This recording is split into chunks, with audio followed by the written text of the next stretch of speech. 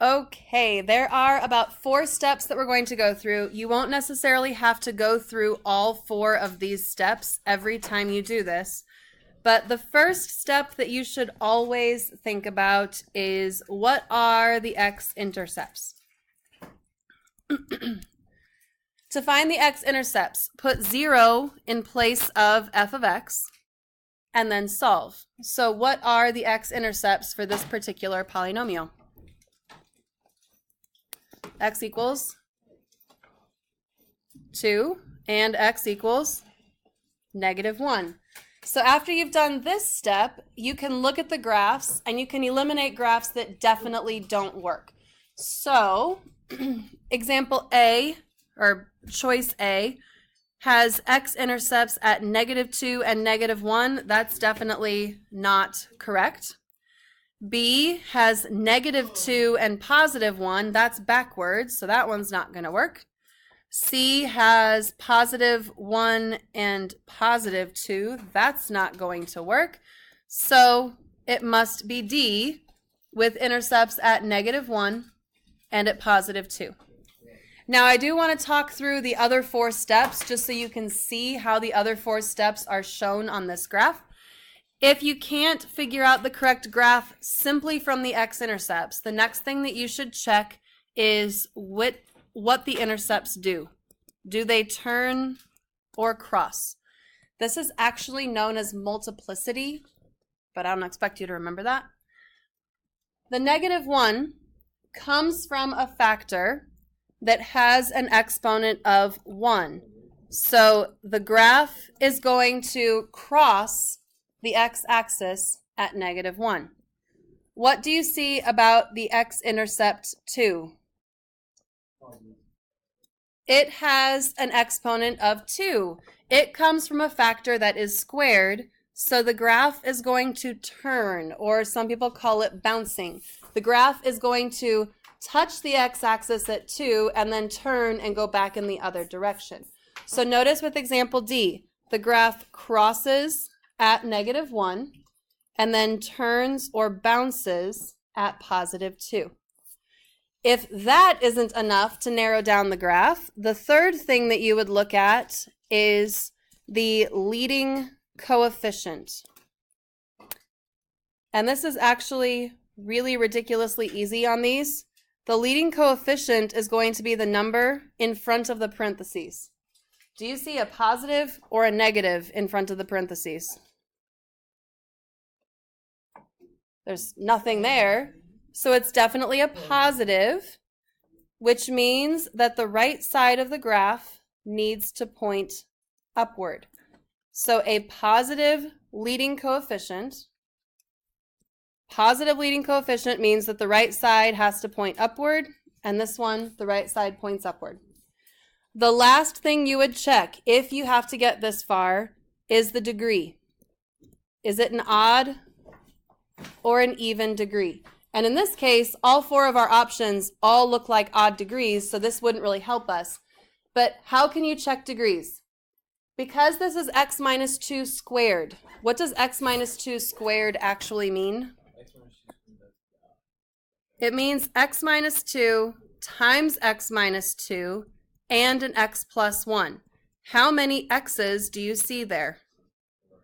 There's 3 of them. That means it's an odd degree. The degree is 3, odd degree. The ends have to point in opposite directions.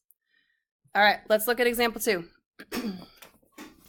First thing we should always check is the x-intercepts. What are the x-intercepts for this particular polynomial? 5, -2, and 3.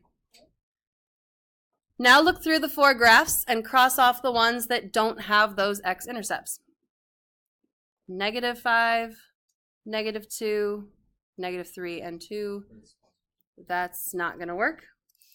-5, that no. -2, +3, +5, so C might work. -2, +3, +5, D might work. Do you see anything different about C and D? They're kind of flipped. So the next thing that you should look at is the turning and crossing.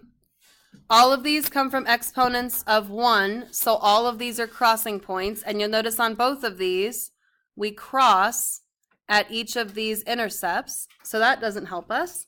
So next we need to look at leading coefficient. Our leading coefficient is positive 1/3.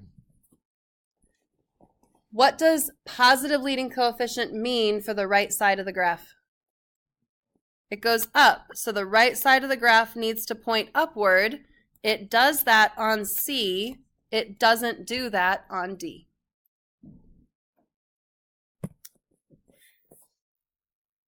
At this point, I also want to talk to you a little bit about ACT strategies. Have you ever heard the ACT strategy? The one answer that is the most dissimilar from the others is usually not the correct answer. Have you heard that before? If it's really, really different from the other answers, don't let it fool you. It's probably not right. What do you notice about D? It's the only one with the right side pointing down. It's very dissimilar from the other 3, so it's probably not right. All right, example 3. Why don't you try this one on your own? This one's interesting because it's got 3 distinct shapes of graph.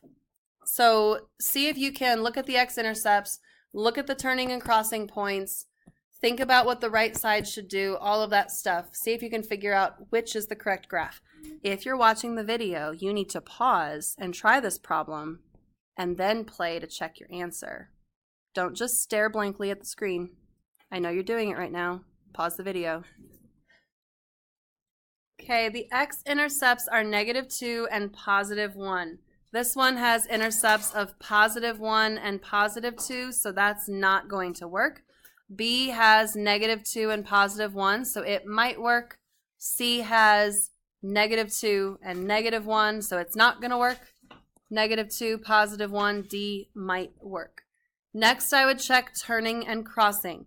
Basically, it's a crossing point if you don't see an exponent. So this is a crossing point. If you see an exponent of 2, that's going to make that a turning point. So look at B. It crosses at both of those intercepts. It's not supposed to cross at both of them. It's supposed to turn at +1, so it can't be B. Notice in D, it crosses at -2, just like it said it was supposed to. And then it touches and turns in the other direction at 1, just like it said it was supposed to. So D would be our correct answer. Your assignment is the 4.8 online assignment. It's multiple choice. You only have 2 check answer clicks. So at the very least, you need to narrow it down to 2 options before you check your answer. Don't just click check, click check, click check. Like, actually try it.